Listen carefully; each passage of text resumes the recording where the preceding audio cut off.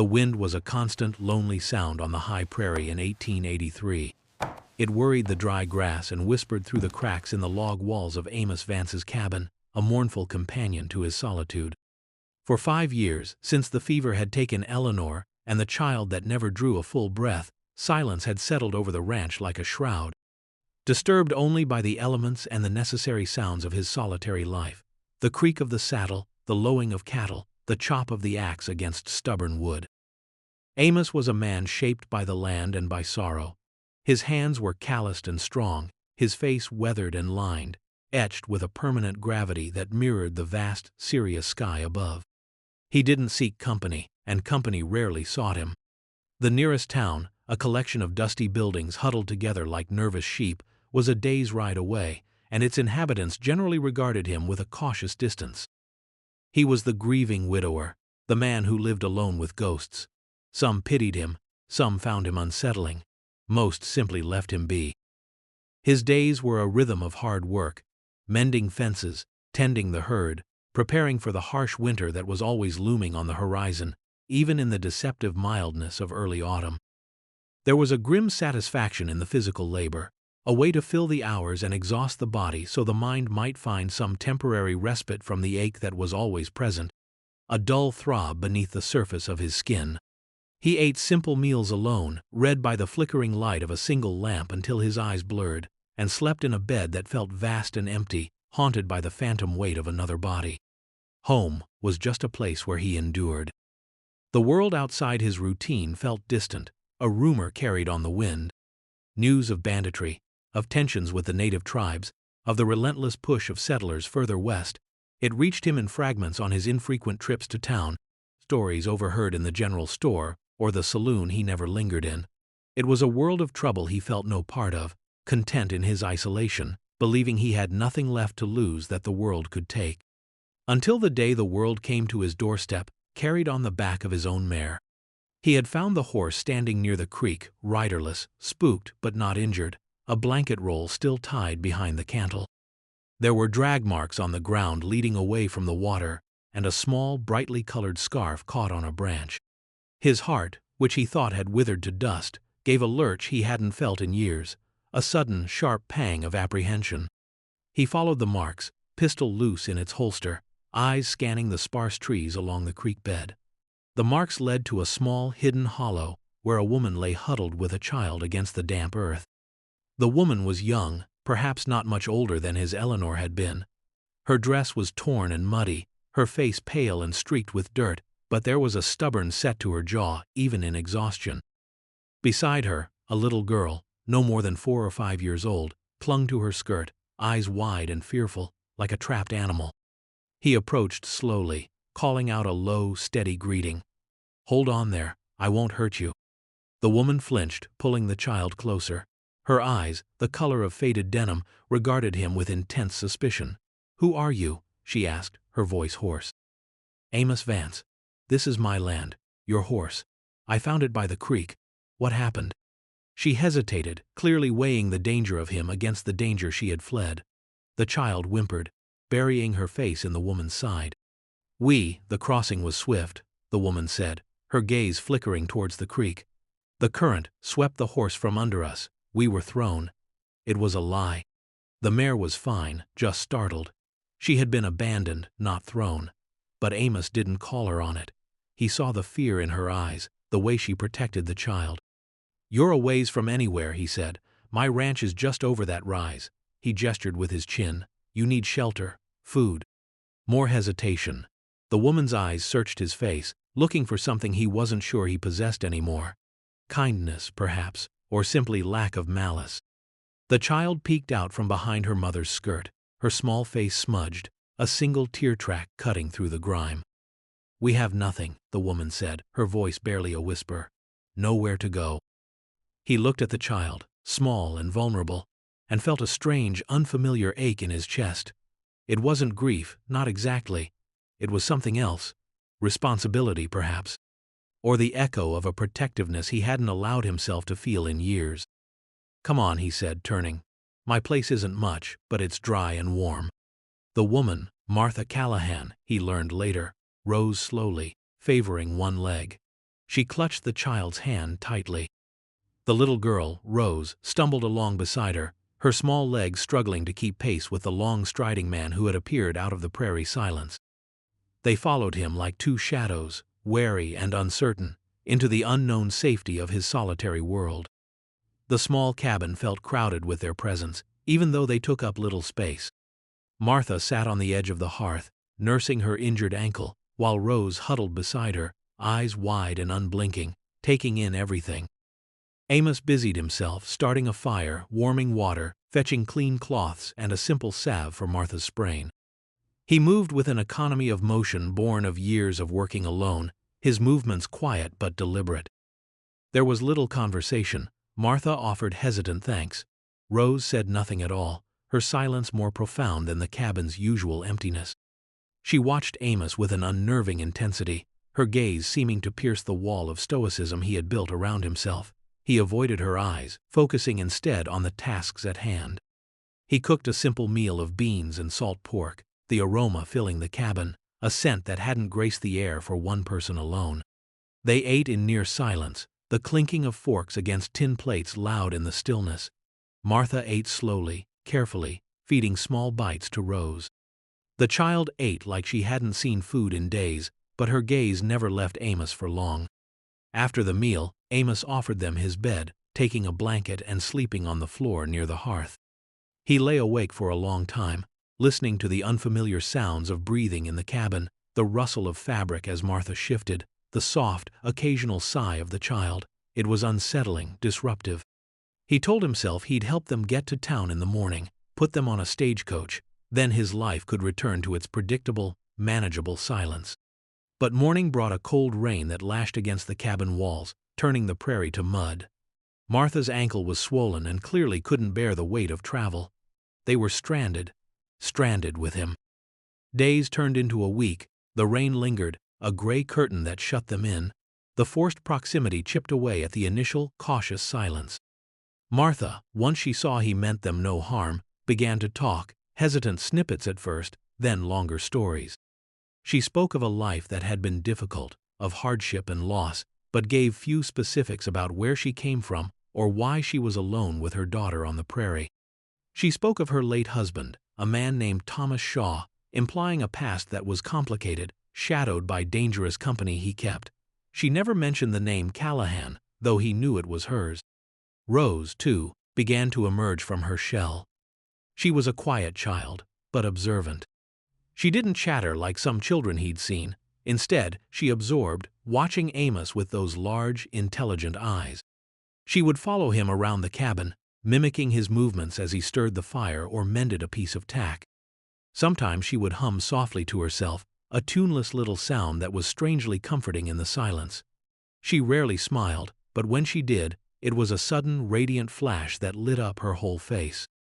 Amos found himself slowly, reluctantly, adjusting to their presence. He built a small, temporary partition in the cabin to give them some privacy. He showed Martha how to tend the fire properly, how to keep the cabin warm.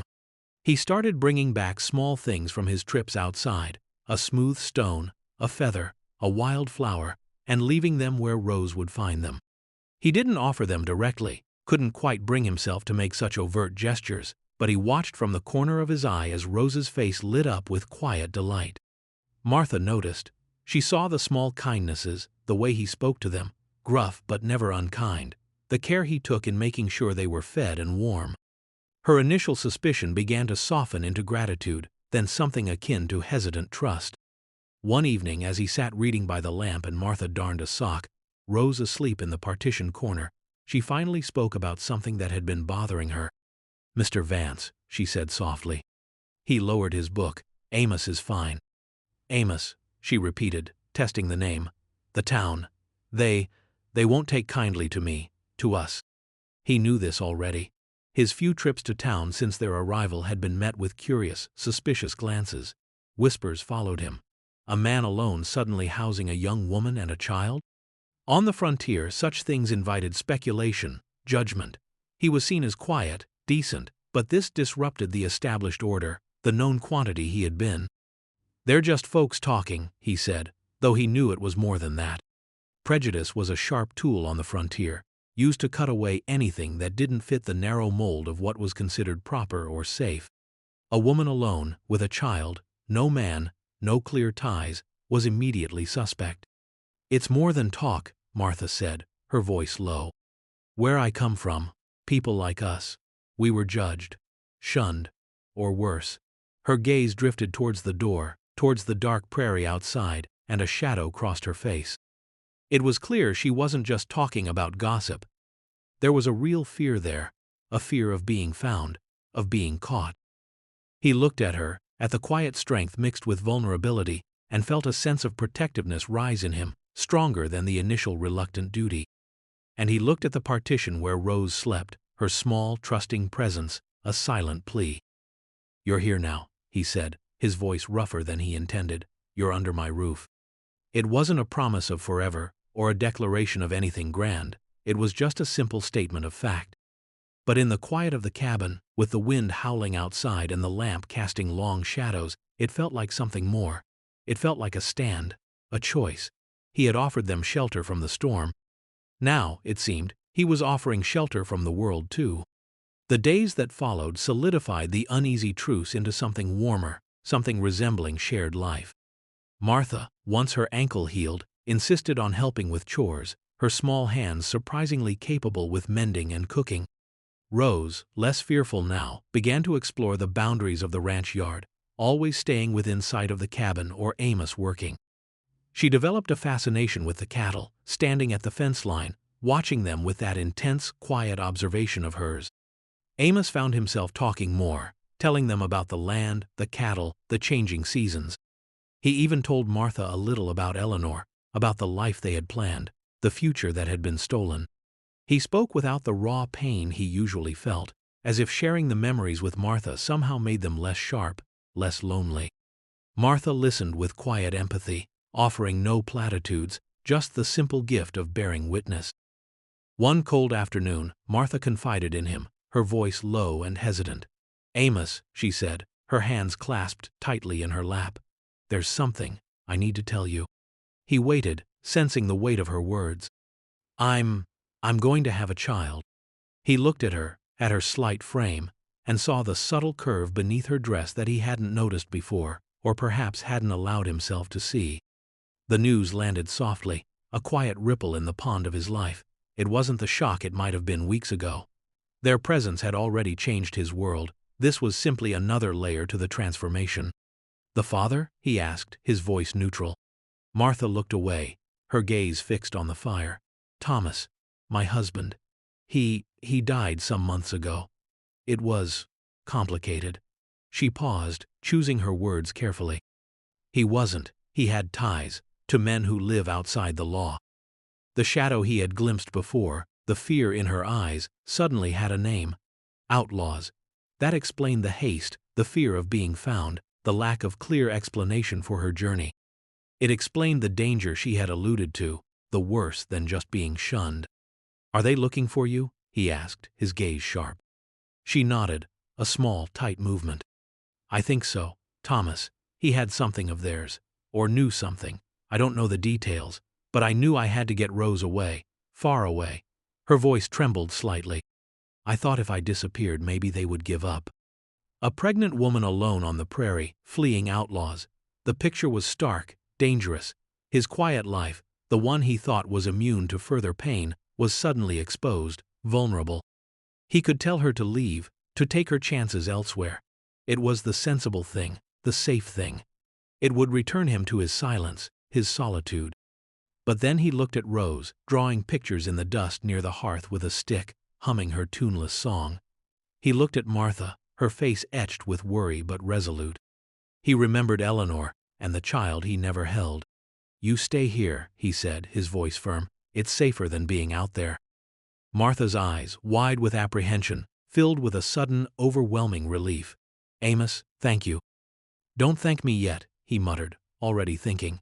He had to prepare. He had to protect them. He had cattle to sell soon. He would have to ride to town. The townspeople, with their whispers and their judgments, would be the least of his worries now. Word of the woman and child staying with Amos Vance did not stay confined to the ranch. It spread through the small town of Redemption like a prairie fire. On his next trip in for supplies, Amos felt the full force of it. Men gathered on the boardwalk stopped talking as he approached, their eyes following him with open curiosity and veiled disapproval.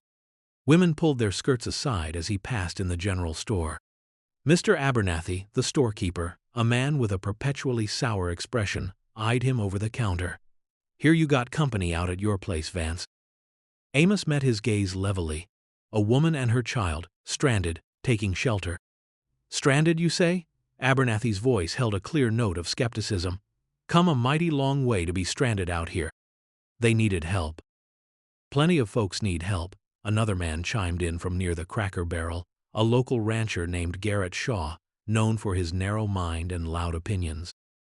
"Don't recall you ever opening your door before, Vance, not since, well, since."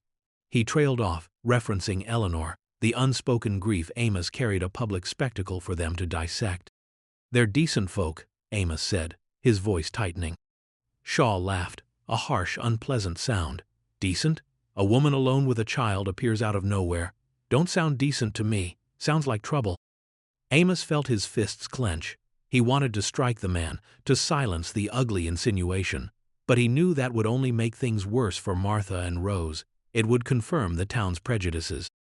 "They're my concern," he said, his voice low and dangerous. "Best you keep your opinions to yourself, Shaw." He paid for his supplies and left, the weight of their judgment heavy on his shoulders. The isolation he had sought now felt like a cage, but it was also the only shield he had against the world's intrusion. He had to keep Martha and Rose hidden, safe, but outlaws wouldn't be deterred by whispers or locked doors. They would come looking. Back at the ranch, he began preparations. He reinforced the cabin door and windows. He checked his rifle and pistol, laying in extra ammunition. He taught Martha how to load and fire the rifle, though she was hesitant, her hands trembling slightly as she held the heavy weapon. He showed her places they could hide if necessary. The peaceful rhythm of his life was gone, replaced by a constant, low-grade tension. Every unfamiliar sound sent him reaching for his gun. Martha saw the change in him, the constant vigilance. She tried to ease the burden, taking on more chores, keeping Rose close. But she knew, and he knew, that the real threat was still out there, looming. One evening, as they sat by the fire, the wind rattling the window panes, Rose looked up from her drawing and pointed at a knot in the wooden wall. "He smells like wood smoke and leather," she said softly. Amos and Martha exchanged a confused look. "Who, honey?" Martha asked. "The man," Rose replied, pointing to the knot. "The one who talks like a crow." It made no sense. Rose often said strange, disconnected things, the way small children sometimes did. They chalked it up to imagination or the lingering effects of their ordeal. But the image stayed with Amos, the smell of wood smoke and leather, the talk like a crow. A few days later, a rider appeared on the horizon, approaching the ranch. Amos tensed, grabbing his rifle. It wasn't anyone he recognized from town. As the rider got closer, Amos saw he was a stranger, a lean, hard-faced man with eyes that constantly darted, taking everything in. He pulled up some distance from the cabin, dismounted, and walked slowly towards Amos, who stood waiting by the corral fence, rifle in hand. "Afternoon," the stranger called out, his voice gravelly, indeed sounding a bit like a crow's caw. "Who are you?" Amos asked, not lowering the rifle. "Just passing through," the man said, holding up his hands, though his eyes remained sharp. "Saw your place, thought I'd see if you had any water or maybe a bite to eat. Name's Cole." Amos didn't offer his own name. He studied Cole. The man wore worn leather chaps, a heavy coat, and carried a rifle in his saddle scabbard, just like any other rider. But there was something about him, a stillness coupled with a predatory alertness, that set Amos's teeth on edge, and the smell. As the man got closer, Amos caught the faint scent of wood smoke clinging to his clothes, layered over the unmistakable smell of old leather. He remembered Rose's words. "He smells like wood smoke and leather. The one who talks like a crow." A chill went down Amos's spine. This wasn't just a random traveler. He was looking for someone, looking for them. "We don't have much extra," Amos said, keeping his voice even. "Best you move on." Cole's smile didn't reach his eyes. "Friendly place. Heard tell a man out here took in a woman and a girl. Pretty little thing, I hear. Got a scar over one eye? Amos's blood ran cold. Rose didn't have a scar over her eye. But Martha, yes, she had a faint scar near her eyebrow, almost invisible unless you looked closely. They knew about Martha. They were looking for her. Never heard that, Amos said, forcing nonchalance. Just me out here. Cole's eyes narrowed, sweeping over Amos, the cabin, the corral. He was assessing, looking for any sign of deception. Funny, he said, his voice dropping slightly, losing the casual pretense. Heard different. Heard she was hiding out this way. Heard she might have something that belongs to some friends of mine. Amos didn't flinch, but his grip on the rifle tightened. He knew, with chilling certainty, that this man was one of Thomas Shaw's friends, and he wasn't here for a friendly visit. You heard wrong, Amos said. Now get on your horse and ride out. Cole stared at him for a long moment, his gaze cold and calculating. He weighed Amos, the rifle, the isolated cabin, the potential gain against the potential risk. Maybe I did, he said finally, a hint of a threat in his voice. But I got friends who are real interested in finding that woman and the girl, real interested. He mounted his horse slowly, his eyes never leaving Amos. They'll be passing through eventually. They'll find out who's been helping her, and they won't be as polite. He rode away, disappearing back over the horizon as silently as he had appeared. Amos stood by the fence long after Cole was gone, the taste of fear bitter in his mouth. They were coming, and they weren't just looking for Martha and Rose. They would consider anyone who helped them an enemy. His choice had consequences he hadn't fully grasped until now. He went inside. Martha met him at the door, her face pale. She had heard the low murmur of voices, sensed the tension. Who was that? She whispered. One of them, Amos said, his voice grim. He knows you're here. He knows about Rose. He said his friends are coming. Martha sank onto a chair, trembling. Rose, sensing the fear, ran to her mother, burying her face in her lap. What do we do? Martha asked, her voice small. Amos looked at the little girl, at the woman carrying a new life. He looked at the cabin, his home, the only place of refuge he had. He thought about the townspeople, their prejudice and unwillingness to help. He thought about running, but where could they go? They were deep on the prairie, days from any sizable settlement. Running would only make them easier targets. We stay, he said, his jaw set. We fight. He spent the next few days preparing for a siege. He brought in extra water barrels, stockpiled firewood. He dug a shallow trench behind the cabin, a place to take cover. He and Martha practiced loading and reloading the rifle, her initial fear giving way to a grim determination. Rose stayed inside, wide-eyed and quiet, sensing the change in the air, the coiled tension. He knew they couldn't hold out against a determined group of men indefinitely. He needed help. But who? The town. They wouldn't lift a finger. The sheriff. Sheriff McBride was a decent man, but he was spread thin, covering a vast territory. And without concrete proof, just the word of a strange woman being sought by shadowy figures, he might not take the threat seriously. Especially not when the town already suspected Martha of being trouble. We need to get to the sheriff, Amos said to Martha that evening. Tell him what's happening. Maybe he can send a deputy. Martha looked doubtful. They won't believe me, Amos. Not with my past, not with how the town talks. They might believe me, he said, though he knew his standing in town wasn't much higher than hers right now, but it was their only chance. He decided they would ride to Redemption the next morning. It was a risk, leaving the relative safety of the ranch, traveling the exposed prairie. But time was running out. The ride to town was tense. Amos rode point, rifle across his saddle, scanning the horizon constantly. Martha rode behind him, Rose held tightly in her arms. The child was quiet, looking around with her usual observant gaze, but without her usual calm. When they reached Redemption, the usual midday bustle seemed to cease as they rode down the main street. Doors that had been open were suddenly pulled shut. Faces appeared in windows, then vanished. Whispers followed them like dust kicked up by their horses. They dismounted in front of the sheriff's office. It was a small, square building with a single barred window. Amos tied the horses while Martha helped Rose down, shielding her from the hostile stares. Garrett Shaw and a few other men were loitering near the saloon across the street. Shaw's eyes widened when he saw Martha and Rose, then narrowed with suspicion. He said something to the men with him, and they all turned to watch, smirking. Amos ignored them and opened the sheriff's office door. Sheriff McBride was inside, polishing his badge. He was a man in his late 50s, tired eyes but a steady demeanor. He looked up, surprised to see Amos, and even more surprised to see Martha and Rose. "Amos," Sheriff McBride said. "Didn't expect to see you in town, and company." His gaze lingered on Martha and Rose, a flicker of the town's judgment appearing in his eyes despite his efforts to remain neutral. "Sheriff," Amos said, stepping inside, "we need to report something. A man came to my ranch, asking about her." He gestured to Martha.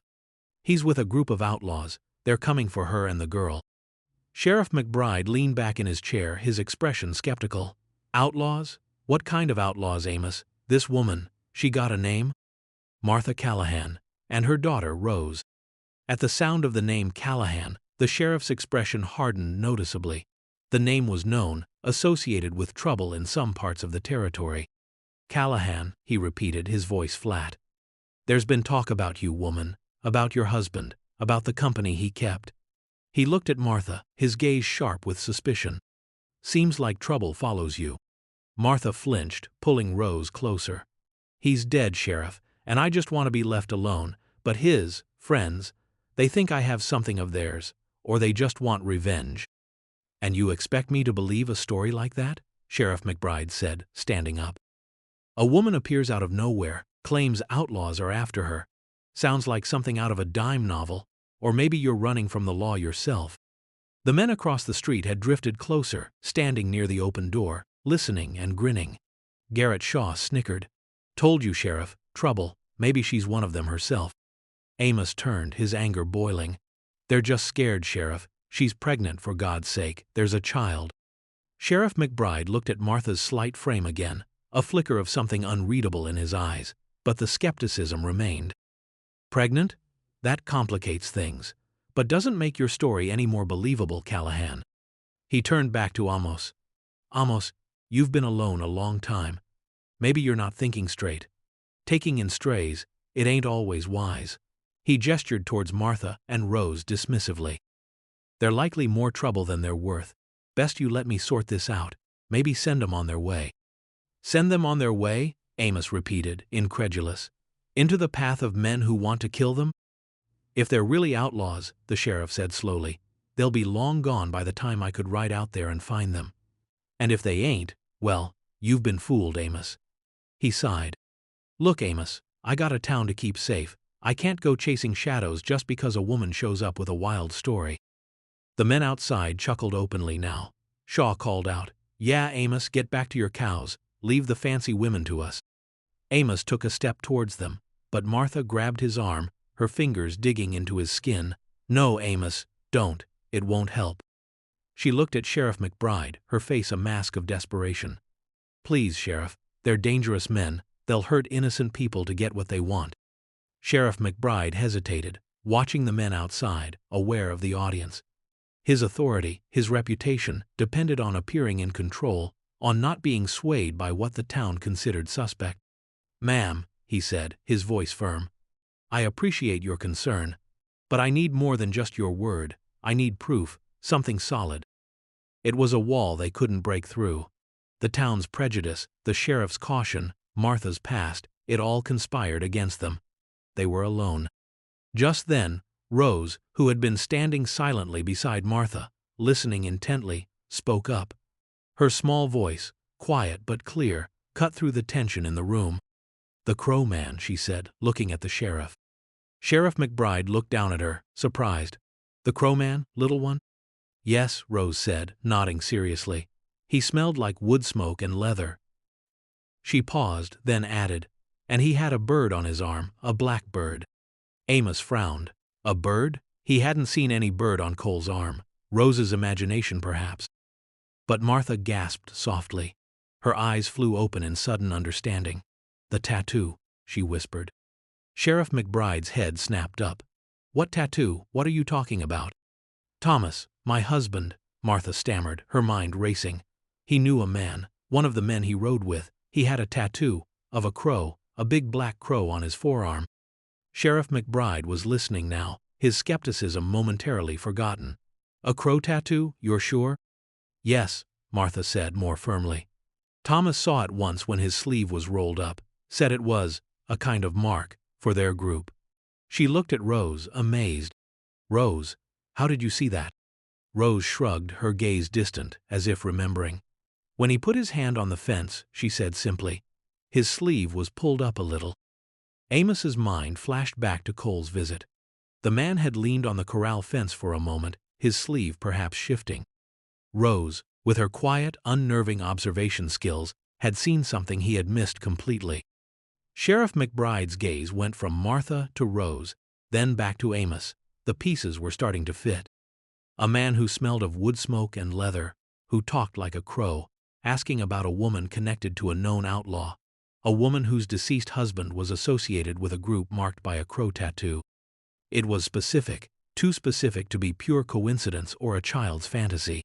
"The crow," Sheriff McBride murmured, rubbing his chin. "There was talk, a gang that's been hitting stages and small banks up north. Never had a name, but the witnesses always mentioned one man.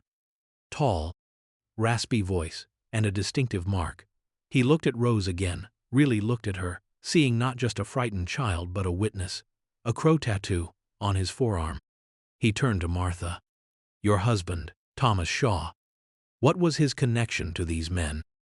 Martha hesitated, then seemed to make a decision. The child's observation had given them the credibility they desperately needed. She couldn't hold back now. "Thomas sometimes rode with them," she admitted, her voice low. "He wasn't one of the main ones, but he knew them, knew their plans sometimes." She swallowed hard. "Before he died, he told me something about their next target. A gold shipment leaving the mining camp near Blackwood Pass. He said it was happening soon. Maybe that's what they think I know more about." Sheriff McBride's eyes widened. The Blackwood Pass gold shipment was a known, valuable target. Law enforcement had been trying to get a lead on who might try to hit it. And a small child's innocent observation, combined with a frightened woman's confession, had just provided a crucial piece of intelligence. He ignored the smirks and whispers of the men outside. He looked at Amos, his expression changed from skepticism to focused concern. "Amos," he said, his voice urgent. "You said this man, Cole, said his friends were coming?" "It did. Amos confirmed. Soon." "All right," Sheriff McBride said, making a decision. "This changes things. A crow tattoo, that's the key. If they're hitting Blackwood Pass, they'll likely be passing through this area, or close to it, to get there or afterwards. Your ranch, Amos, it's isolated. A perfect place for them to stop or to use as a fallback." He looked at Martha and Rose with new gravity. "You're not just hiding from them, ma'am. You're a target because you might know something, and your child identified one of them." He didn't dismiss Martha's story now. He listened intently as she recounted what little she knew, adding detail where she could. He looked at Rose with respect, amazed by her quiet perception. "Okay," the sheriff said, standing up straighter. "Here's what we'll do, Martha, Rose. You'll stay here in my office. It's the safest place in town right now." He looked out at the men still lingering. "I'll deputize Amos. We'll need to alert the mining camp, but I can't leave town unprotected." He turned to Amos. "Amos, I need you to ride hard. Get to Blackwood Pass. Find Marshal Stevens there. Tell him what you heard, specifically about the crow tattoo and the timing. Tell him where they might be heading after." Amos nodded, already calculating the ride. It would take him a day, maybe more, riding flat out. "What about the ranch?" Amos asked.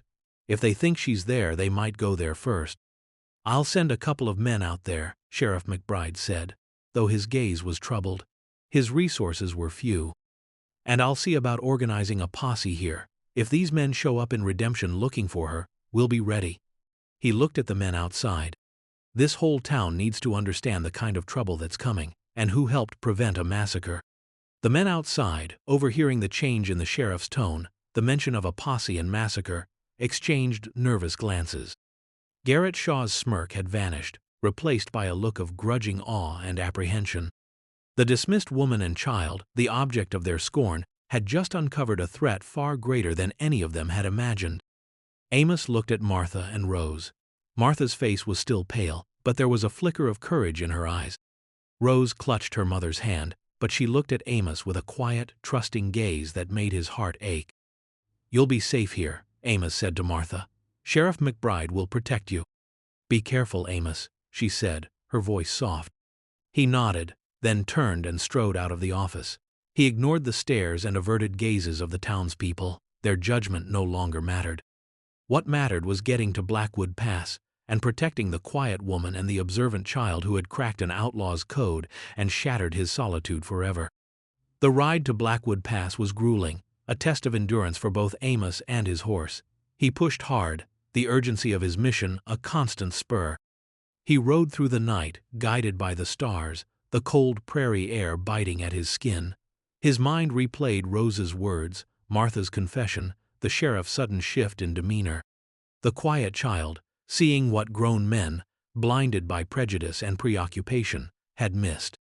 He reached Blackwood Pass mining camp late the following afternoon, exhausted but resolute. The camp was a rough, sprawling collection of tents and temporary buildings nestled in a mountain valley. He found Marshal Stevens, a stern, no-nonsense man, and relayed Sheriff McBride's message, emphasizing the crow tattoo and the specific timing of the planned shipment heist. Marshal Stevens listened intently, his eyes growing sharp at the details. "A crow tattoo, you say? And a specific target date? This lines up with some scattered reports we've had. We knew a major hit was planned, but couldn't pin down the details or who was behind it." He looked at Amos with respect. "And this came from a woman and her child hiding out on the prairie, and the child saw the tattoo." Amos nodded, a flicker of pride for Rose warming him despite his weariness. "She's observant." The marshal didn't question it further. He was a man of action. He immediately began organizing his men, sending out riders to intercept the suspected outlaw gang, setting up ambushes along the likely routes. Amos's information, Rose's simple observation, had potentially saved a fortune in gold and prevented bloodshed. Meanwhile, back in Redemption, the mood in the town had shifted. The initial mockery and skepticism directed at Amos, Martha, and Rose evaporated like mist in the morning sun when Sheriff McBride confirmed the threat and the validity of Martha's story. Crediting the child's sharp eyes, Garrett Shaw and the other men who had scoffed now looked ashamed and nervous. They had been quick to judge, quick to condemn, and a terrible danger had been looming right under their noses, identified only by the people they had scorned. Sheriff McBride organized a town posse, not just to prepare for the outlaws if they came to Redemption, but to send riders out to the surrounding ranches, warning people, telling them to be vigilant. He made sure everyone knew that the information had come from Martha and her daughter. Prejudice, once exposed as ignorance, began to crumble, if only a little. Martha and Rose remained at the sheriff's office, treated now not with suspicion, but with cautious awe. Women from the town brought them food, blankets. Some even spoke to Martha hesitantly, asking about her journey, her ordeal. They saw not a dubious stranger, but a frightened woman and child who had survived great hardship and, through unexpected means, potentially saved them all. Days passed in tense anticipation. Amos rode back to Redemption as quickly as he could after delivering his message, his mind constantly on Martha and Rose. When he arrived, dusty and bone-weary, he found them safe in the sheriff's office. "Marshal Stevens got the message," he told the sheriff. "He's deployed his men. They expect to intercept the gang." News traveled slowly, but a week later, a rider arrived in Redemption with word. Marshal Stevens' men had successfully ambushed the outlaw gang near Blackwood Pass. There had been a fight, some casualties on both sides, but the outlaws were either captured or scattered. The gold shipment was safe. And among the captured was a man with a distinctive crow tattoo on his forearm, who fit the description of the man Rose had seen and heard. The news swept through Redemption, bringing a collective sigh of relief. And with the relief came a profound shift in how Martha and Rose were viewed. They weren't just survivors anymore. They were, in their own quiet way, heroes. The child who saw the unseen, the mother who fled danger to protect her. Sheriff McBride personally escorted Martha and Rose back to Amos's ranch. The ride was different this time. The air felt lighter, less tense. When they arrived, a few of the townspeople who had helped with the posse were there, helping Amos with some chores he hadn't been able to finish while away. Garrett Shaw was among them, looking awkward and contrite. "Amos," Shaw said, approaching him hesitantly. "Look. About what I said. About her." He gestured towards Martha, who was helping Rose out of the wagon. "I was wrong. We were all wrong. She ain't trouble. Well, she's a good woman, and the girl, sharp as a tack, saved us all, really." Amos looked at him, at the genuine regret in his eyes.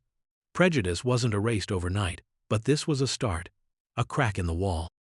"Takes a big man to admit when he's wrong, Shaw," Amos said simply. Shaw nodded, relief washing over his face. "Anytime you need a hand, Vance, just say the word." Life on the ranch began again, but it was no longer the solitary, silent existence Amos had known. The cabin was still small, but it felt full. Martha, with her quiet strength and practical nature, brought order and warmth. She cooked, she cleaned, she helped him mend and repair. Rose, no longer frightened, explored the ranch with a child's boundless curiosity, her small voice filling the quiet spaces. She would help Amos with chores, carrying small tools, watching him work, sometimes offering a surprisingly insightful observation about an animal or the weather. The pregnancy progressed, a visible sign of the future taking root in the present. Amos watched Martha grow rounder, her face softer. He helped her when she needed it, brought her things, made sure she was comfortable. It felt natural, right. He had lost a future, and here was a chance to be part of another, a new beginning born from hardship and chance. The loneliness that had been a constant companion began to recede, pushed back by the simple presence of others. Grief was still there, a quiet ache, but it was no longer all-consuming. There was laughter in the cabin now, the sound of stories being told, the shared rhythm of work and meals. One evening, sitting by the fire, Rose asleep, Martha looked at him. "Amos," she said softly, "what happens now?" He knew what she was asking. What happens when the baby comes, when winter sets in, when the world remembers they are here? He looked around the cabin, at the firelight dancing on the walls, at Martha's gentle face, at the small figure sleeping peacefully behind the partition. This place, his isolated ranch, had become something unexpected. It had become a home again. Not the home he had lost, but a new one, built on resilience, unexpected kindness, and the quiet bravery of a woman and her child. "You stay," he said, his voice steady. "You both stay. This is your home now, if you'll have it." Martha's eyes filled with tears. A slow, beautiful smile spread across her face. "Oh, Amos," she whispered, "we'll have it." The prejudice of the town didn't vanish entirely, but it lessened considerably. The story of the crow tattoo and the averted gold heist became a local legend, a reminder that judgment could be blind and help could come from the most unexpected sources. Amos, once the isolated widower, was now seen differently, as the man who had given shelter, who had stood against danger, who had, in a quiet, steadfast way, found his way back to life. As the months turned and the prairie prepared for winter, the cabin was a beacon of warmth and life against the gathering cold. The bond between Amos, Martha, and Rose deepened into a quiet, unbreakable connection. They were a family now, not by blood, but by choice, by shared hardship, by the simple act of opening a door to strangers and finding, in return, a way back to hope. And the little girl, with her watchful eyes and her knack for seeing the things others missed, had not only saved them from outlaws, she had shown them all that sometimes the most important codes weren't written in numbers or symbols, but in the quiet observations of an innocent heart. They had found home not in a place but in each other, a warmth against the cold, a light in the vast, lonely dark. The prairie wind still howled, but inside the cabin, it was met now not with silence, but with the quiet sounds of lives being rebuilt, together.